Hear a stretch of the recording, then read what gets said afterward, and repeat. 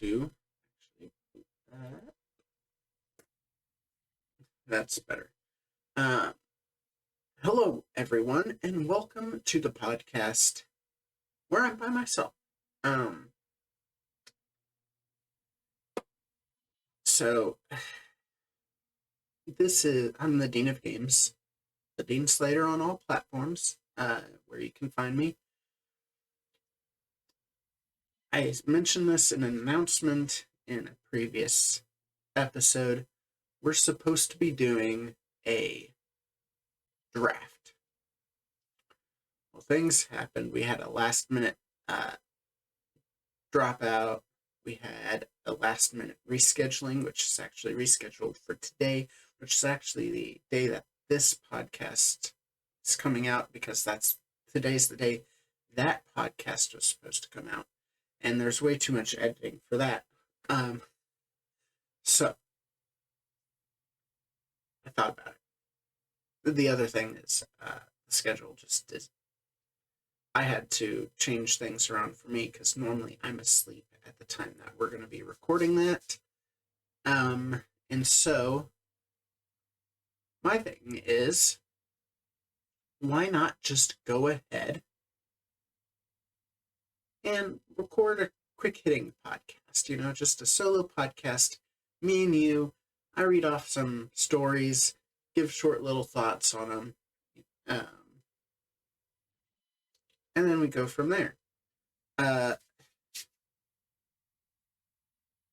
So this is Extra, your weekly gaming news podcast covering the news leading up to Sunday, February 4th, 2024. And if you like us, you can go to patreon.com/thebriefingroom, where I will be giving once I get it recorded, I will be giving a little BTS of some stuff I'm going to be doing for this particular podcast coming up that I'm recording again later today. So that's going to be exciting. So keep in mind everything I just said. Going back to housekeeping. Next week, it's the special episode. We are going to be doing our draft, our fantasy critic draft. That's something me and Landon have been wanting to do for a long time. And even though he's stepped away from the podcast, he is willing to come back for this one. So I'm real excited for that.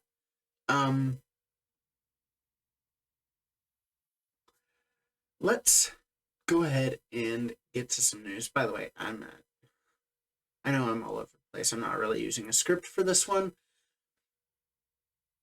I'm doing pretty good. Been playing a game I've been looking forward to. That's exciting. I will be talking about that, of course, in the post show where we discuss what we've been playing. I now have 2 days off work, thank God. I'm almost done with the Wind Waker randomizer, and I'm excited about that because then I'm going to be playing 3 consecutive games on stream, which I'm looking forward to doing those on stream. But yeah, anyway, that's it for that. So let's get to the news, as I mentioned. So as we were recording, literally later in the day after we recorded our podcast, the PlayStation State of Play came out. I knew that was what was going to happen. There's not a lot that could have been done. So we are going to go ahead and cover that. It was a good state of play. I thought it was very solid. I know there was a lot of people that didn't like it, but I enjoyed the showings that just about every game had. Obviously, standout Death Stranding 2. Nothing about Death Stranding, the original game, gave me any interest in that game. Nothing about the first game was I interested in. The second game though, that trailer's selling me on the second game. Not enough to play the first game, but maybe just play the second. I'm sure I can figure it out. Kojima's very standard storyteller. Anyway, another one that really, two more that games that they showed off at that presentation that I was cold on initially, but I'm lukewarm on them now. Like, one of them had a pretty good presentation. The other one didn't have a good presentation, but what I saw from the game made me warm up to it. And that is Rise of the Ronin and Stellar Blade. Like I said, Stellar Blade, not a great presentation, but what I saw gameplay wise, I was like, okay, I am intrigued now. I've seen, that they've been showing it for a while now. In fact, it even had a name change at one point, but wasn't really into it. But I'm seeing more and more, and I'm like, okay, I see you. And then Rise of the Ronin, I've been very vocal about how I feel about that style gameplay.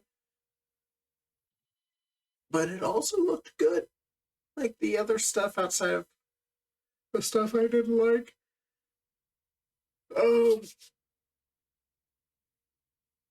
So, like I said, solid state of play.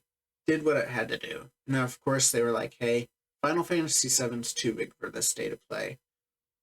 We are going to have that Final Fantasy exclusive state of play later. Which I don't really think they need to show much else. Because we all know Tifa's dying in the new one. Okay. Tencent is reportedly seeking to acquire Dungeons and Dragons from Hasbro. This is from Jordan Midler at BGC. And there is an update that they have denied that report, which they said, quote, "We regularly talk to Tencent and enjoy multiple partnerships with them across our number of our IPs. We don't make a habit of commenting on internet rumors, but to be clear, we are not looking to sell our D&D IP. We will keep talking to partners about how we bring the best digital experiences to our fans. We won't comment any further on speculation or rumors about a potential merger and acquisition or licensing deals." End quote.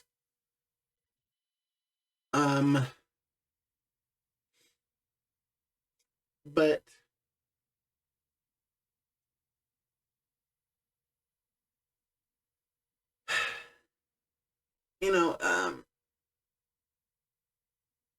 I've been very vocal.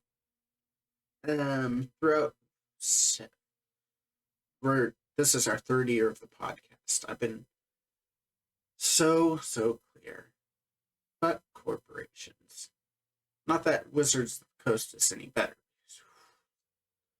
They're definitely not. But let's not give any more to Tencent, okay?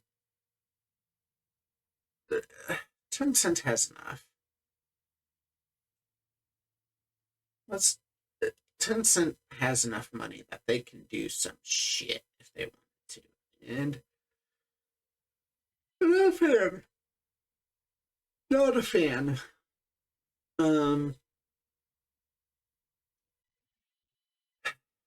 But anyway, next up, Supermassive Games co-founders have left the company. This comes from Chris Scullion at BGC. The announcement was made recently on the studio's LinkedIn page.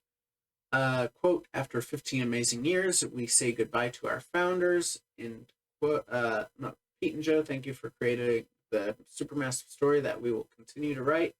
Your supermassive legacy will live on, not lay on. We will wish you both the best of luck in your next chapter, end quote. And of course, they've posted their own posts about all of this. So Supermassive's new CEO is Robert Henryson, the former CEO and chairman of Avalanche.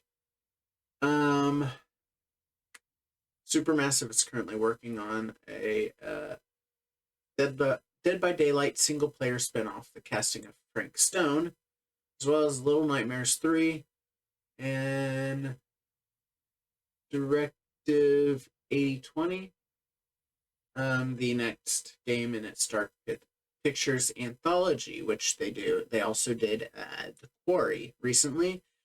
And going back to the PlayStation State of Play, they are also doing a PS5 and PC.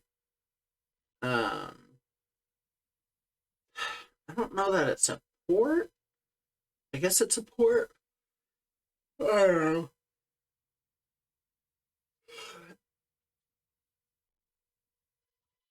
Ports, remasters, remakes, they all, like, nowadays all these companies are using all those different terms interchangeably. But it is what it is. It seems like this was a friendly departure. Obviously you never know what's going on behind the scenes. But this seems to be very amicable. And they just wanted to do something else because, let's face it, all of their games are, like, they have variety of quality, to be sure, but they're all essentially the same game. Hold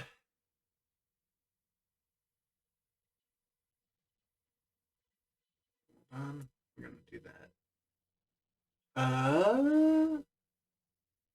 Boom.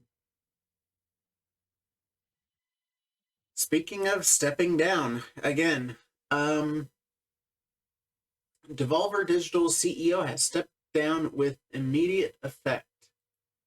Doug Morin will be replaced by co-founder and former CEO Harry Miller. So they're basically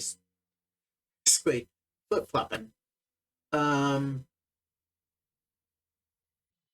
He joined the publisher and developer in 2020 as chief of staff, and then was appointed to CEO in 2021.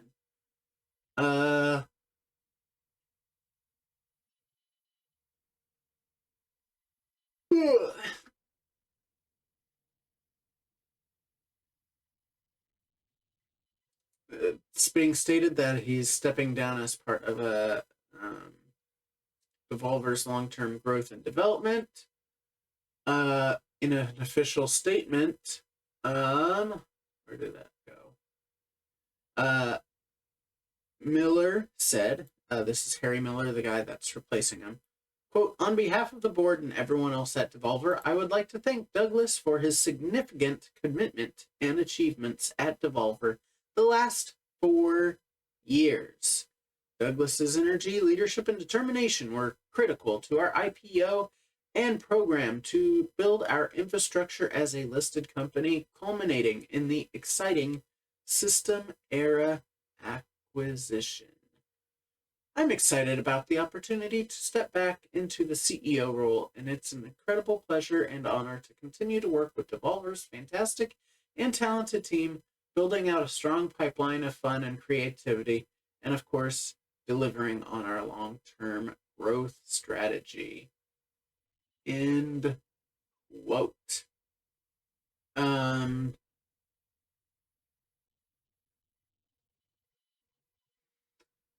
Also, it should be noted that that same day it was confirmed that a Devolver studio laid off half its staff.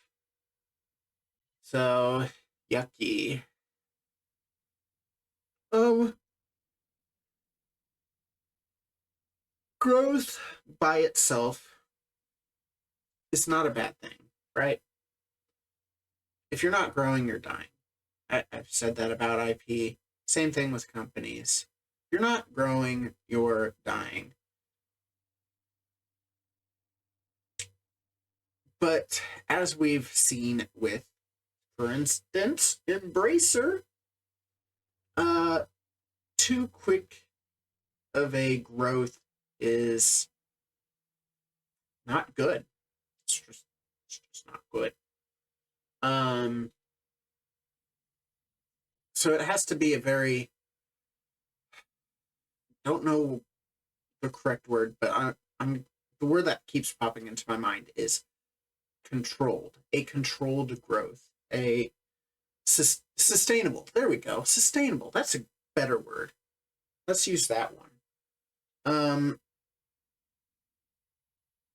Sustainable growth. Let's take that out for a spin, shall we? Let's try this. Um, but hey, again, it seems amicable. Uh,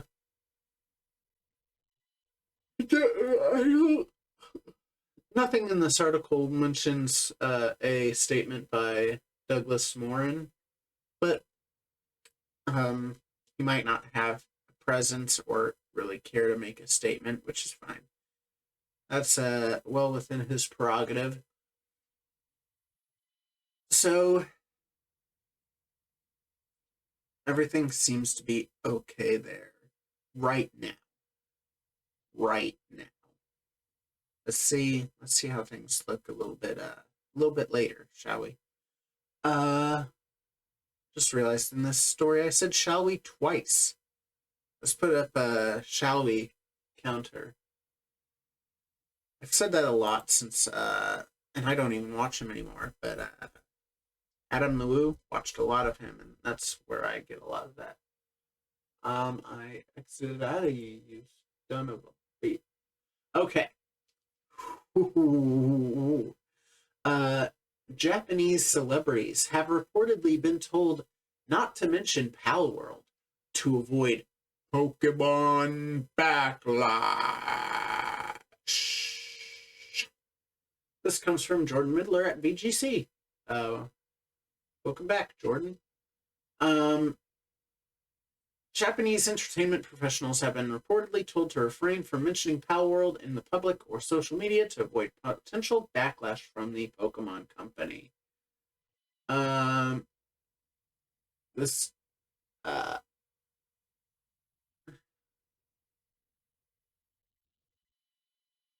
okay, so this comes from a talent agency source telling this to Tokyo Sports. Quote, we have told our talent not to mention Pal World on social media or in public. This was done out of consideration for the Pokemon side as an agency. This decision was made in consideration of future potential collaborations, end quote. Um, Pal World's become a phenomenon, right? Uh, and of course, we've discussed in a previous episode the similarities of character designs and Pokemon and all of that. So again, if we had an entire episode about that, so if that's something that you are interested in, we already have it. But this of course is in response to the Pokemon company breaking its silence about it, saying that it's going to look into it as if it hasn't already.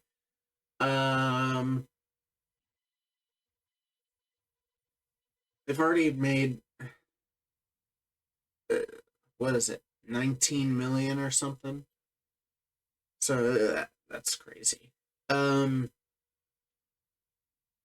Again, like I said, I understand why the talent agency is doing this. They are not necessarily doing it because they believe it's infringement or um, to make a stand. They are doing it so as to not piss off Nintendo, so their clients can get jobs.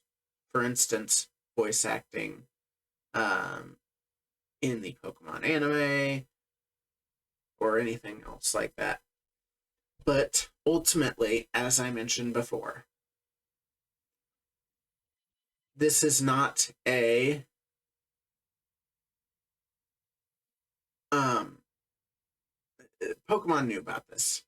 If Pokemon There was a Pokemon mod that was made that changed a bunch of pals into actual Pokemon. And less than 24 hours later, they had already been wiped from the internet by Nintendo. Think Nintendo wouldn't have already done that with Pal World?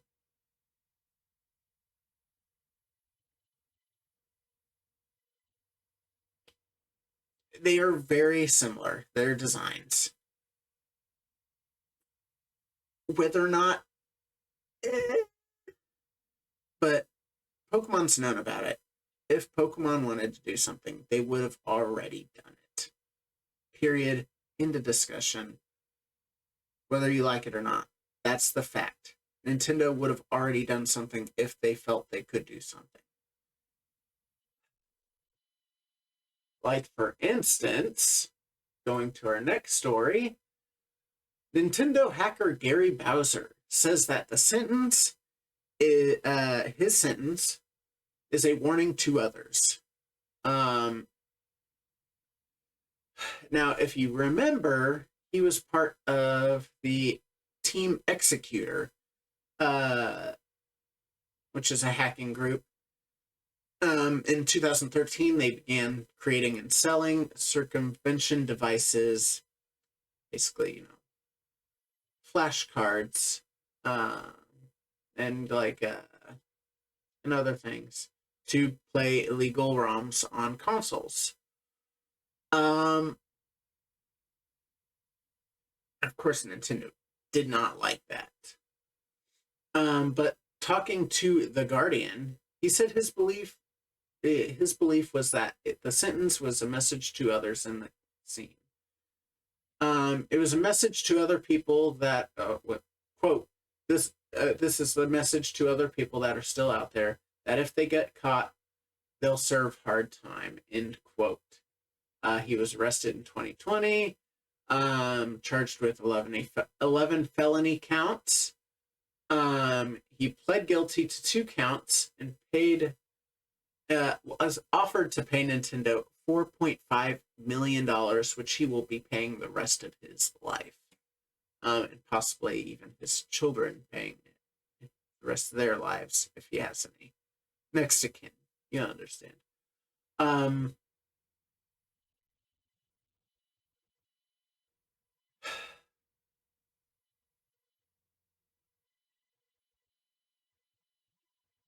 He said, so he's required to send Nintendo a portion of any money he earns after necessities have been paid. I'll pay them what I can, which won't be very much, that's for sure, is what Bowser told The Guardian. Again, that this wasn't really. I disagree with him a little bit in the fact that this wasn't really a message because they've already put out that message. That is something that they've been very, very clear on.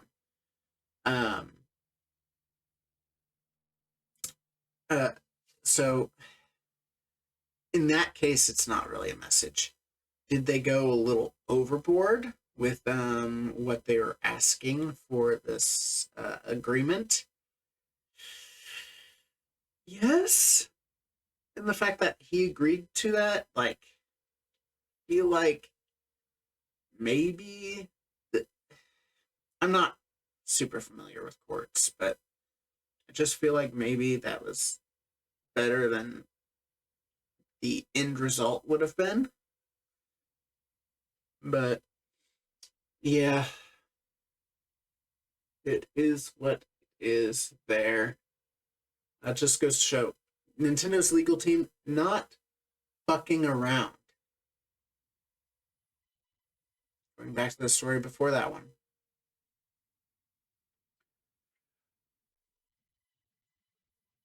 I don't know if I said that story. It was also from VGC. I'm sorry if I didn't say it. Comes from Jordan Midler at VGC again. Jordan acting like, you know, Jordan. Um, Neil Druckmann confirms he has a concept for The Last of Us Part 3. This comes from Grounded 2, which is the documentary about the development of Last of Us 2. I quote, I don't have a story, but I do have a concept. That, to me, is as exciting as one, as exciting as two. It's its own thing, yet has this through line for all three. So it does feel like there's probably one more chapter to this story. And of course, as you know, there's also they've already released season 1 of a HBO show, and season 2's coming soon. I mean, was there, again, any doubt? I feel like a lot of these stories kind of obvious. Yeah, he already has a concept. He would have, even if he didn't already have, sounds like he already had the concept while they were already in development with 2 before release. But he definitely would have needed to figure something out for HBO, just because HBO's HBO, you know? So even if he didn't, he would have already made a concept anyway, because he is on that show.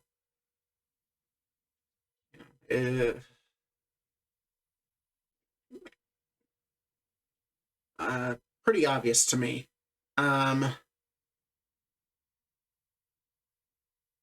Ooh, this is a fun one. This also comes from Jordan Midler. Fuck, man. Good job, Jordan. Pikachu card that caused riots to be mass reprinted by the Pokemon Company is being widely re-released to because scalpers being assholes. So this was part of a collaboration with the Van Gogh Museum, and it's a picture of Pikachu with a top hat. It kind of in that Van Gogh style.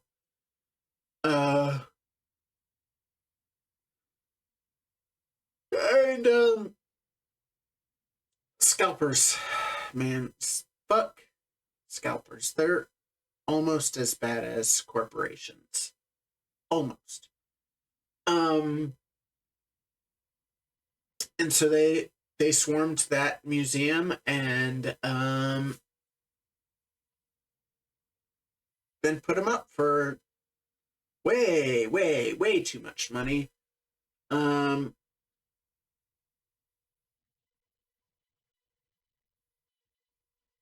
It was this particular card was given to customers for free after purchasing any item.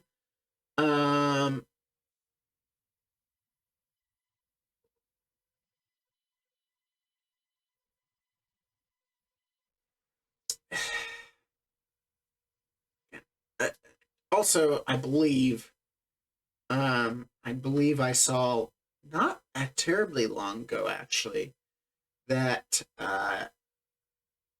a former employee or a couple former employees were actually arrested due to embezzling. I don't know if embezzling is the right word, but they had a hand with the Pokemon card controversy. Employees at the Van Gogh Museum. So, bunch of assholes are what they are. Assholes.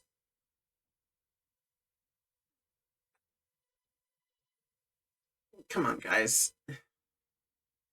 I have three 3-inch binders with Pokemon cards. They're not completely filled.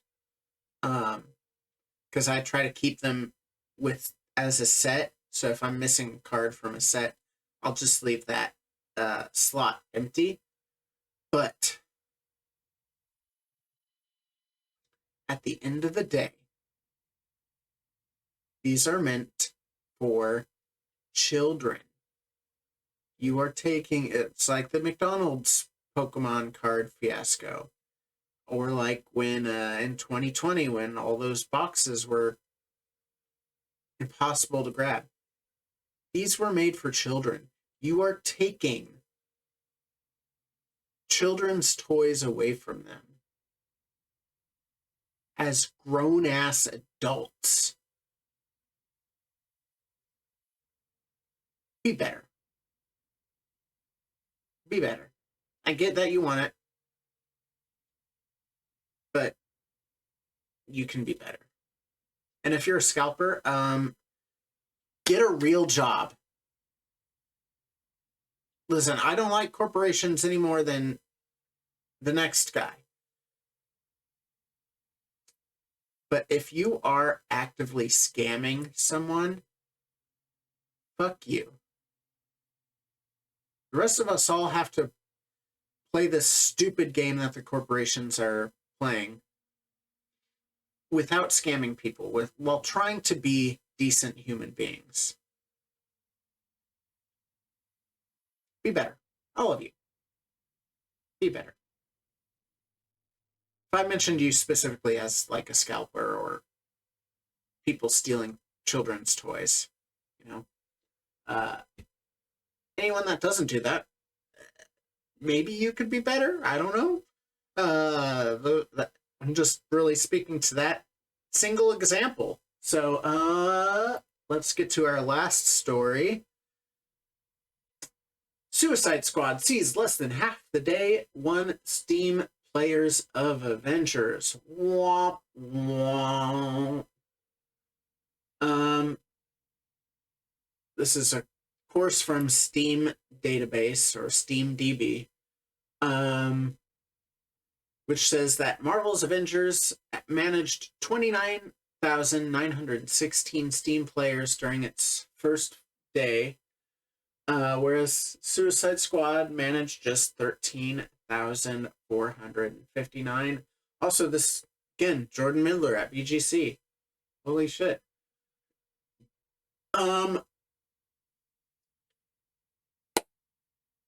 So I was replying to a post on social media about Suicide Squad.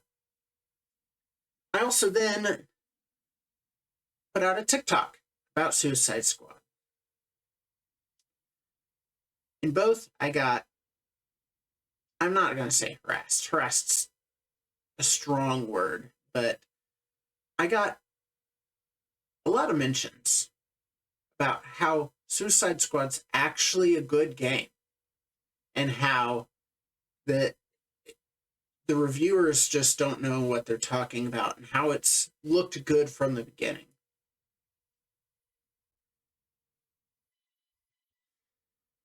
Listen, I'm going to try to be nice to you DC fans / Suicide Squad Kill the Justice League fans specifically.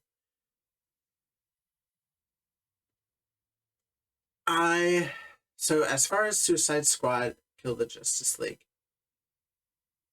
it never did look good. If you thought it looked good,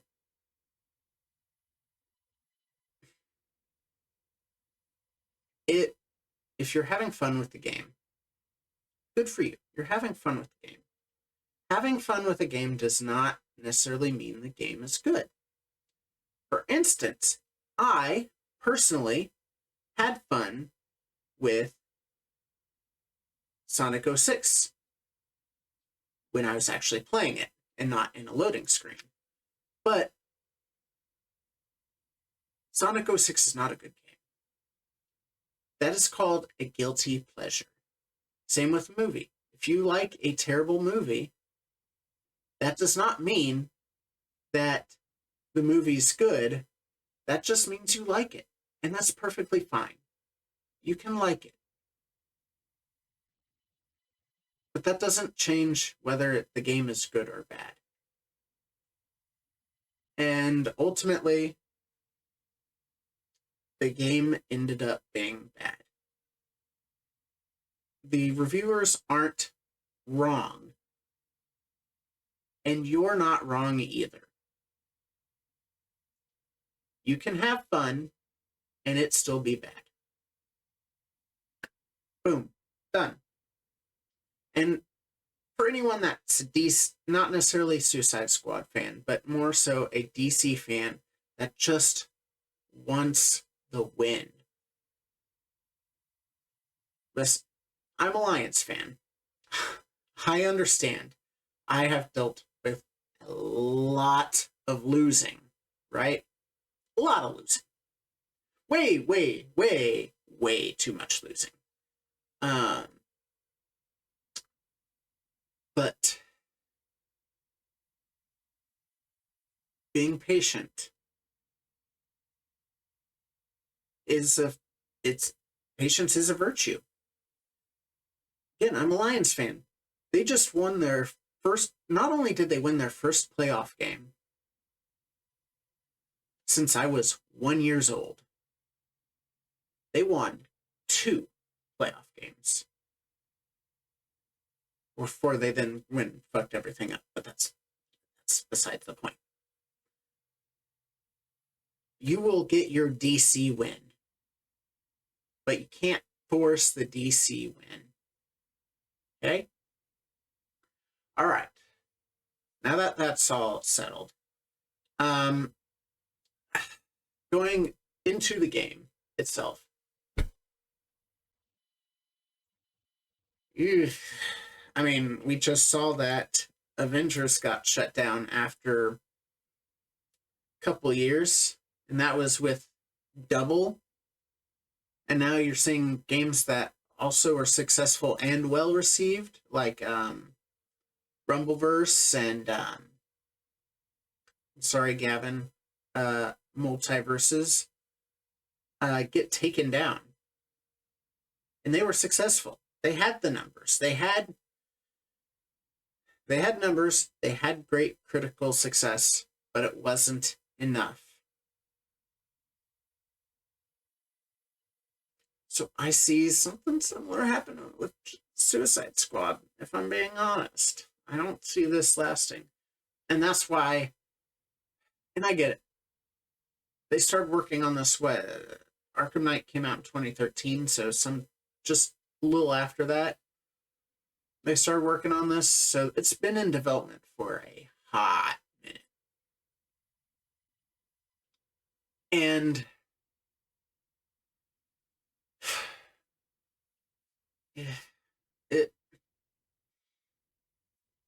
they were chasing a trend, and they did not hit it in time because video games take too long to make. That's why these companies should not be following trends. Just make something cool.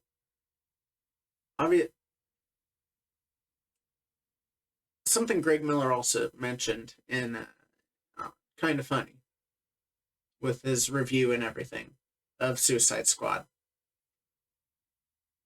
He said, at least with Avengers, everyone felt different. Like, the gameplay was the same. The gameplay was but, you could play 2 different characters and they would feel different. Whereas with this, you're shooting people. You're not actually using what they're. Why isn't Boomerang Man fucking using a boomerang? That's his whole shtick.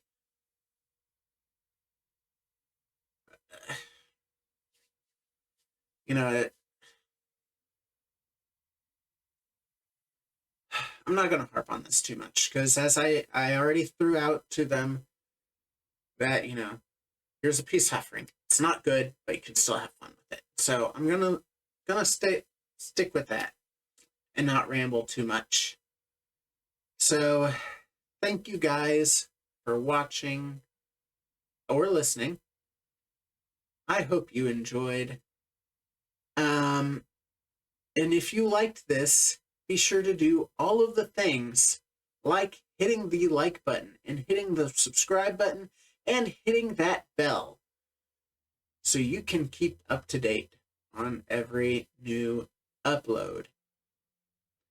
Be sure to tell people about the show. Word of mouth is the best way to help us grow.